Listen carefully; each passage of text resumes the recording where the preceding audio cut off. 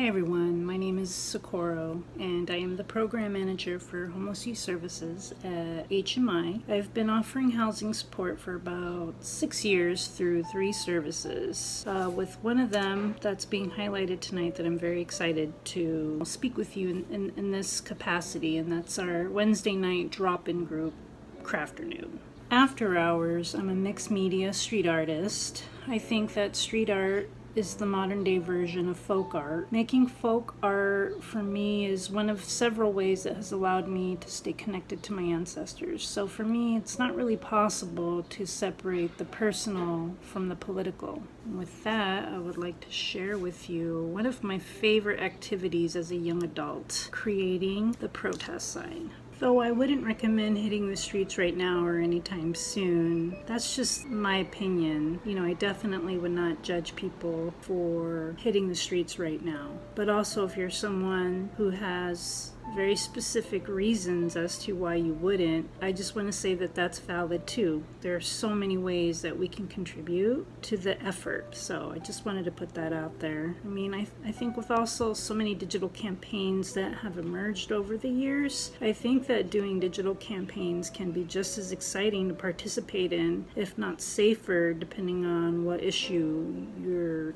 trying to address publicly. So the protest sign for me in the 90s are what a meme is today, if I had to compare it to something. My favorite protest signs are the ones that offer political insight and even a little bit of humor. I also really appreciate the ones that have a performative aspect to it, all of which help me process the ironic world that I feel that I'm living in as a person of color.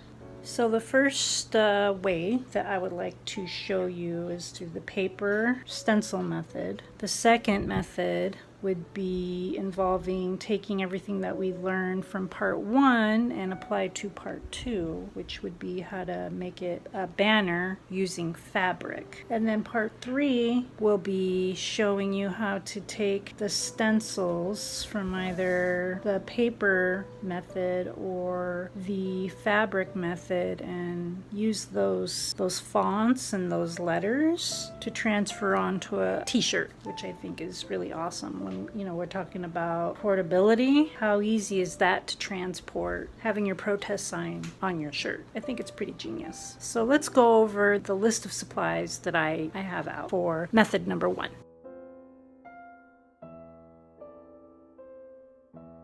For the purpose of the video, I just drew out the lines so you can kind of see what I'm talking about. I think it gets tricky sometimes to try to see what's going on a blank white piece of paper through pencil.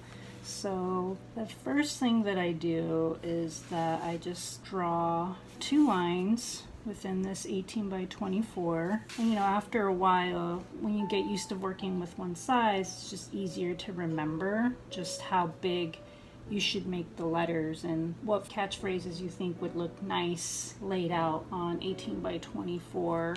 Again, you don't have to pick 18 by 24, but I think that it looks really good from 10 to 20 feet away. And it's also a good experience to just kind of see what might work for you better later. So I basically take the total number of characters in the hashtag or word and divide it by the space I had reserved for the word. So for example, just to kind of again give you an idea of how it's going to lay out, I chose the phrase here and queer. That many letters, it kind of averages out that each letter is going to end up being about 3 inches by 3 with a little bit of space in between letters. Once I finish drawing the letter in pencil, I'll use a Sharpie to trace it, the thin one, and then fill it in with the wide tip one to save me a little bit of time. Once I finish drawing out my sign, whether I use colored markers or acrylic paint or spray paint, I like to tack it on to the foam core or cardboard and then just kind of let it dry overnight. So part 1 of how to make a protest sign, instead of drawing onto the paper, drawing it on a thicker cardstock. Cardstock, the way that I pick mine is just basically how, like if I'm using an X-Acto knife, which I used here, I want to pick a cardstock that's not too hard to cut letters out. So this says, war is is a form of self-mutilation. And what I like about stencils is that it just saves me a lot of time in the future, and it lets me layer colors with spray paint or acrylic paint in ways that I feel like make my signs very unique out there. And here's like another quick example of one that I always use for certain actions that I do, mainly for immigration. This is a stencil of barbed wire, and again, like, I just love being able to use stencils to just layer color on top of each other. And I also, what I love about stencils is just how many I can make in just a short period of time after you spend the time cutting them out. If you're planning on very last minute to meet up with folks and you're in a group of like 3 to like 20 people marching together in solidarity, you can make that many signs in like 5 minutes, and then just meet up with them and just give it to them when you see them. Letter C of part 1 is basically drawing something in pencil or marker or whatever you like using. An example of mine, it says, "Do I look illegal to you?" And yes, that is a young George Washington in a wig asking people that question. After I draw this out, I basically go to Kinko's and get a removable disc and scan my artwork. It's only about 30 cents per square foot, which is why I like to pick 18 by 24, because then that also helps me with budgeting in the future. In the event that I make more than one, like a series or something like that, I'll know exactly how much to budget to like make one. So when I go to Kinko's, this is about $4, including tax. I'll scan it, and then afterwards I will make a black and white copy of this and get more experimental with the colors that I want to use. I mean, one of the things that people don't really talk about with art supplies is just how expensive and wasteful they are. So I feel like I'm at a point now in my career where if I make something, I really try to think about how it's going to impact the environment in the long term.